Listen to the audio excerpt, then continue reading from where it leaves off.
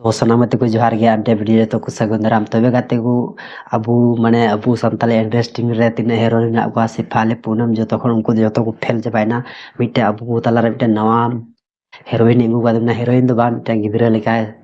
माध्यम ते आर नुई दो से जतोल पे बड़ाय गा दिया आर आयमा होड़ा माने इंस्टाग्राम या फेसबुक या माने जहां टंग प्लेटफॉर्म रे खाली नुई कुड़ी गिदरा पे नेला नुई आर जलाम बड़ाय दे नुई कुड़ी गिदरा उकारन बांग तो आपे ठे का सायदा जे नो वीडियो हम चिते भी जरूर पे पे आर नुई बारे जतो बुन गामरा तबे गाते को जहां नुई कुड़ी गिदरा पे नेले कना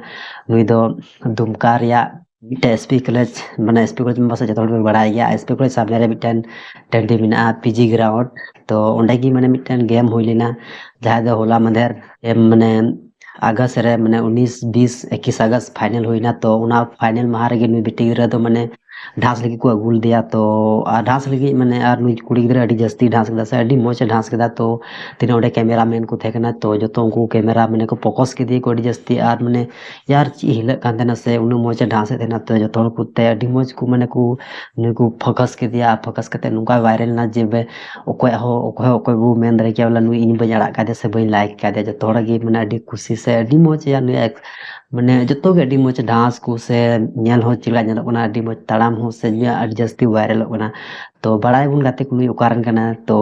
नुई दो काठीकुड रन कनाय काठीकुड प्रखंड रन कना बेबी मरांडी तो बड़ा गिदा पे नोय आ नुई कुड़ी गिदरा पूरा वायरल कना आर जहां को पे कमेंट जरूर ले पे कोई को स्टेटस पे डाला गया से बांग आर अडी मोच आर अबुरा तिन माने नवा नवा से माने तिना मारे मारे हीरोइन ना का तो नुकु तो फेलो गया नुई जरूर मिद दिन आइम होड़ा कमेंट मेना जे जरूर मिद दिन नुई बांग हीरोइन बेना गया तबे गाते को थिन नोनका कटी बरांग के वीडियो थेगना तो